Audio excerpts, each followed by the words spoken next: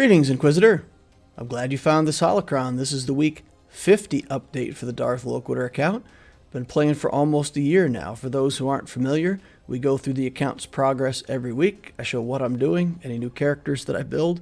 This week we're going to talk a lot about 3v3. We'll go through the account's progress. We'll close it out with the statistics and the update. So with that, let's take a look at 3v3. Got a few weeks left before we lock in 3v3. So it's time to start thinking ahead and see if there's any characters that we do want to build. This is the sheet that I built for the Season 20 of the 3v3, and I did play in Division 9 for that. So these teams were a little bit weak. We had like the Hera, Zeb, and Chopper team. That was a very weak team. Jin, Cassian, and K2SO were quite weak at that time. And we had some smaller stuff in there. We had Stormtrooper Han with Queel and Vandor. So we were spread pretty thin, and a bunch of the characters like Tarkin and Krennic and the Marauder and all that stuff weren't relicked yet. So we do have some stronger characters in our lineup now, and we could potentially do something a little different with those lineups. So going into Season 22, the upcoming season that will be 3v3, we're going to make some changes to that, try to make it a little stronger. So first thing we have with a star by it is a team of General Grievous, the Magna Guard, and B1. Now I have chosen the Galactic Legend Kenobi as my next big journey after Sith Eternal Emperor. So we do need both Grievous and that Magna Guard. Any investment that we put into gear tiers there is going to be needed for that journey anyway. So no problem, let's go ahead and get that team started now. I don't have enough to get my Grievous all the way to 7 stars, but I do for the Magna Guard. The B1 will be very low level, but it'll have 50 stacks and maybe just be another trigger for Grievous to steal some banners. So not a very big roadblock at the moment, but we'll go ahead and get that team up and running. We've got Newt with the Spy and Sunfac. That did okay for us last time around. We'll put it in again this time around. We have Hera, Ezra, and Chupio, and this team has a lot of assists. So Hera can give an assist to somebody, Ezra can give an assist to somebody, and then Chupio will assist whenever rebels attack. So the idea here is just to surprise somebody by having characters take a bunch of turns and put out more damage than they expect. Not a hard team to beat at the level that I have these characters, but can be a little defense on the back wall or something like that. We've got Jin that can go with Old Ben and Chopper, and again, this is not a very good defense, and hopefully I won't even have to place it, but we'll see. We have IG-11 to go with Queel and Vandor. Last time around, we put Stormtrooper Han with that team. This time, we're going to put IG in there. We don't have a leadership skill at all, but that's okay. We're just looking for this to be a team that surprises some people. The IG-11 will taunt, make it hard to get to Vandor. If they kill IG-11, Vandor should, in theory, resurrect him, hopefully at least once during the battle. And again, it's just an annoying little team that if people underestimate it, maybe they get caught on it. We've got Darth Maul, Darth Sidious, and the Royal Guard. And once we start getting them up to relic levels, this can be, again, it's just a banner stealing team. Sidious comes across and takes some banners away with his area effect. Same thing with Darth Maul, and then the team dies. So it's just trying to take up their good resources because it is relic level characters. On offense, we'll have Vader and Palpatine, Veers, Piet Stark. With the Nest, we usually run the Kira lead, but I may try to develop the Traya lead. That may come later in the GAC. I don't know if I'm going to build that right away. We're out of Zeta materials. I really want to save up all the Zetas to get onto the Sith Eternal Emperor when I get him running. So I committed a Zeta to Grievous already, and potentially I'm at 97 Zeta materials, so I still need 23 more to have the Emperor finished out. So we're going to hold off on Traya until we can commit the Zeta to her, and that may be still 3-4 weeks out, whenever that is, that we get confidence that we're going to have enough for the Emperor. We've got Dooku as a solo, or potentially with Watt. Tarkin with Snowtrooper and Gideon will become more of an offensive team now. Tarkin is relic, Gideon is gear 12. So that team should be a good offensive team, give enough speed to those guys to be able to control the situation and take out the enemies. Mon Mothma with Cassian and K2 can be an offensive team. They're good at recovery, so maybe dip down on health and protection, but then recover, get banners back. For flex teams, we do have Bastila, Yoda, and Bindo as a good team. We have Geobrute Alpha with Poggle and Soldier. We've got Kylo Ren unmasked with the Trooper and the Marauder. Probably put that on defense most times, but it could be used on offense too. Bosk, Jango, and Greef as a team, and then Padme, JKA, and Kenobi. So a few changes there. Teams with the stars are a little different than what we had last time, but overall, that's the board for the 3v3. So with that in mind, let's take a look at the account, and I'll show you what happened this week, and you'll be able to see the work that I did on those characters. So earlier in the week, we were able to get Krennic up to gear 11. Now his gear 11 to gear 12 is very challenging, more challenging than I expected it to be.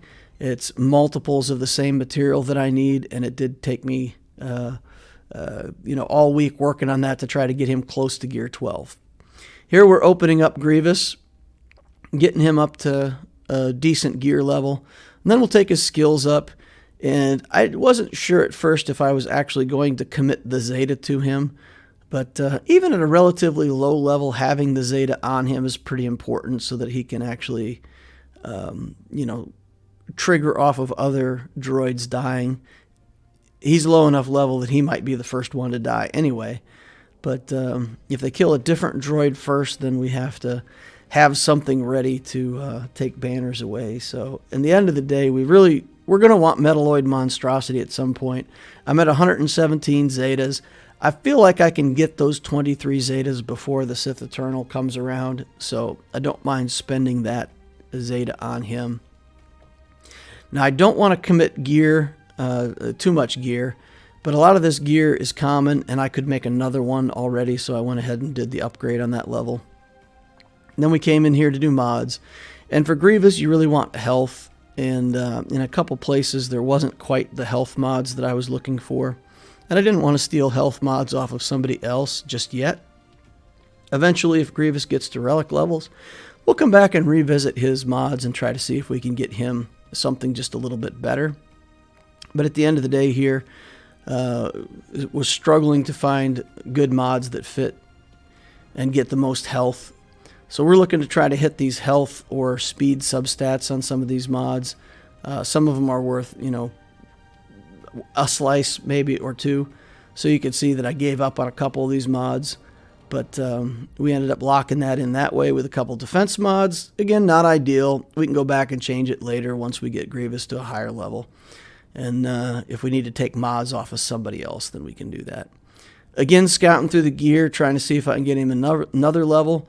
At the level that he's at now, to go to gear 10, he would need 2 sets of stun cuffs, and I don't really want to use up my last set of stun cuffs, so I didn't lock down that last piece of gear on him quite yet. But we got a gear 9 Grievous with a Zeta, so it's a starting point for that. Now we got the Magna Guard, and of course he's 7 stars, and that's just because we've gotten him so many times out of the Bronzium packs out of the store, so we were able to bring him up to 7 stars a while back to capitalize on his Shard Shop currency. Now we are committing a couple of the Omega skills on him because they are very useful to what he does with his kit. And again, we're going to look to mod him in a way that's pretty tanky, so we're going to give him some health, protection, defense, whatever we can. Looking for a little bit of potency on him because he does, I think on his basic, he does target locks or something like that. Yeah, he has a chance to inflict target locks. So we put a little bit of potency on him and then try to finish him out with some kind of health mods. So just generally defensive mods.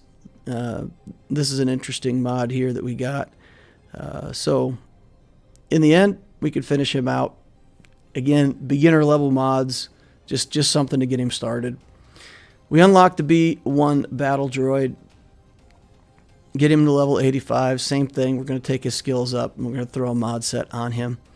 And I also thought about committing the Zeta to him because with the Zeta, it doubles his stacks, and he starts out with 100 stacks instead of 50.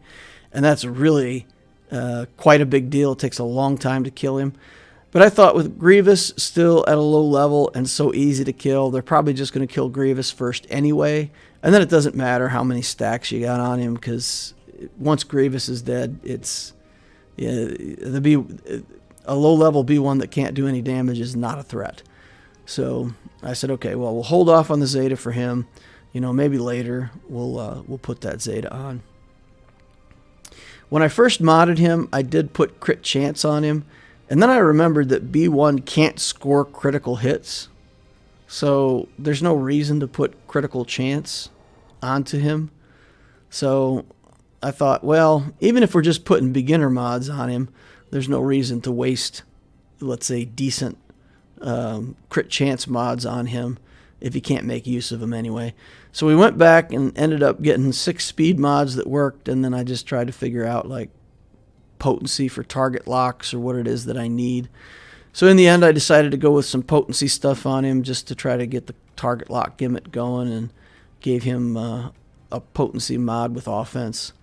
And here we're trying to hit this arrow. We have an offense arrow that has speed on it, and we got a couple hits on it. So it's an offense main stat arrow with 12 speed substat. So that might be interesting for him to keep or for another character to use someday.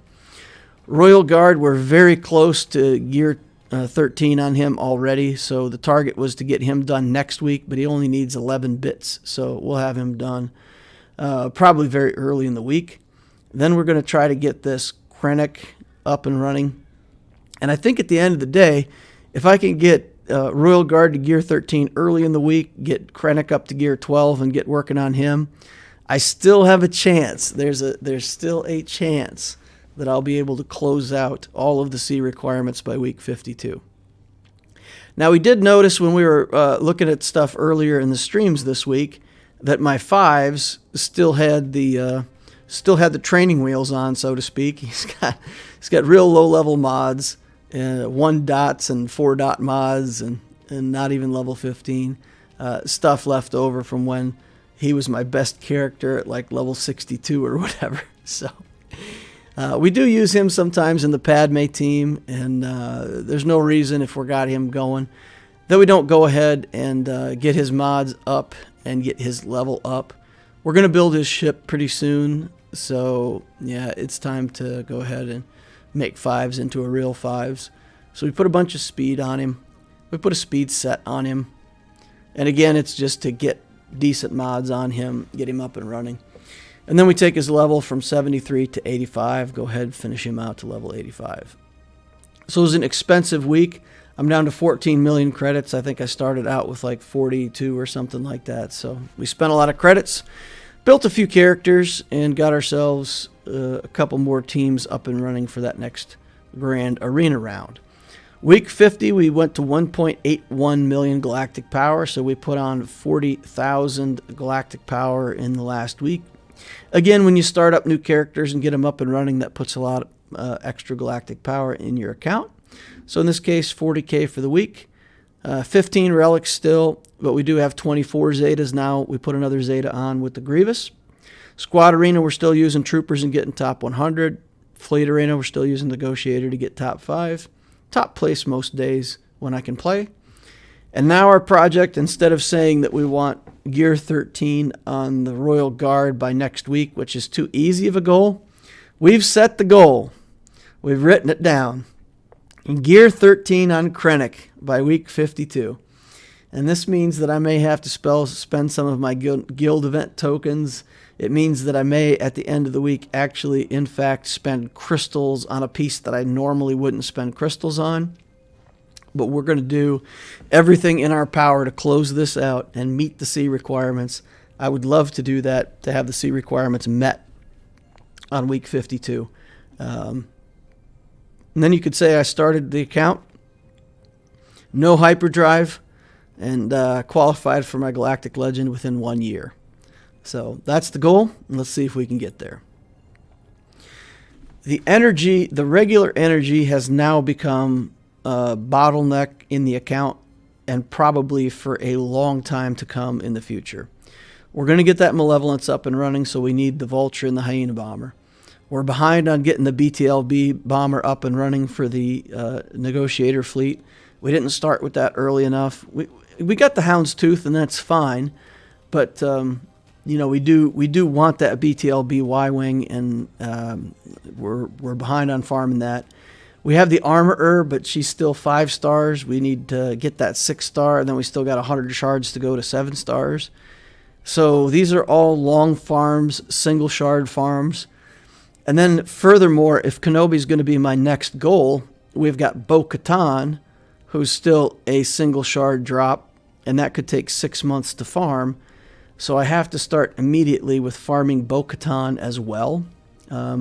Or I may find myself at the end of my Galactic Legend Kenobi journey without having that character to 7 stars. So that's going to lock in. It's 5 hard nodes, and that's more than I even want to commit to for my regular energy. It's going to slow down my farming on other gear. But that's where I'm at on the account right now, where I'm pretty much locked into these 5 things every day. And it's going to be locked in that way for months to come. So that's what I'm going to be farming in this account for a long time. With Fleet Energy, we're still working on Bindo and Zalbar. Actually, we got Bindo to 7 stars, so we're done with that, and we don't need to continue to work on Bindo. And in the Cantina, we're going to get signal data, and we're going to work on Mission, and then we still have to build T3 if we want to qualify for Revan. I do plan to pick up the Jedi Knight Revan along the way before I get Galactic Legend Kenobi. I'm not going to do the full journey with Darth Revan and Malak yet, but it's pretty easy from where I'm at because I've already got the Bindo, I've already got the Bastila Shan, and the other characters don't have to be that well geared. So I can go after the Jedi Knight Revan and grab that on my way through. I'm still planning to do that. With the Cantina currency, I will have to buy Qui-Gon out of the shop and get him going. So we'll do that slowly over time.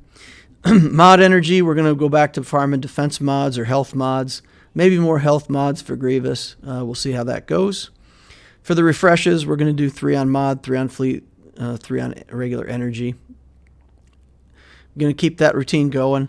I'm trying to save some crystals for Cat, so I'm pretty much doing no Cantina refreshes. But at some point when I get close to getting the Revan done, then I am going to have to commit to some more refreshes back there to get Mission and T3 farmed out. I'm patient on that, though. I'm not in a hurry to get that done, so we can take that over time. Squad Arena store will get 1 prestige per day. In the Galactic War store, we got to start working on Cad Bane. Of course, Cad Bane required also for that Galactic Legend Kenobi. In the Fleet store, we're still looking for Grievous. We're still looking for Reqs' ship and the Umbran Starfighter. And then Zeta materials whenever we can. And everything else, feeding the shard shop to get these characters geared up. Keep the journey going. That's it for this week. That wraps up the update. Next week, hopefully, we'll be able to finish out that Gear 13 and be close on Krennic. And keep working on our 3v3 characters for lock-in on the next week. And maybe we'll get a little bit more gear on them. Thank you all for watching. Appreciate it. Remember to hit the like button if you haven't already. Subscribe to the channel to watch more videos like this in the future when they come out. And join us over on Discord. We've got a great Discord for new players, late game players. No matter who you are, there's people over there for you to talk to, bounce ideas off of, ask questions. It's a really wonderful group of people we've gathered over there. So the link is in the description of the video down below. Check it out. Join us over there. Thank you very much, and I will see you all in the next Holocron.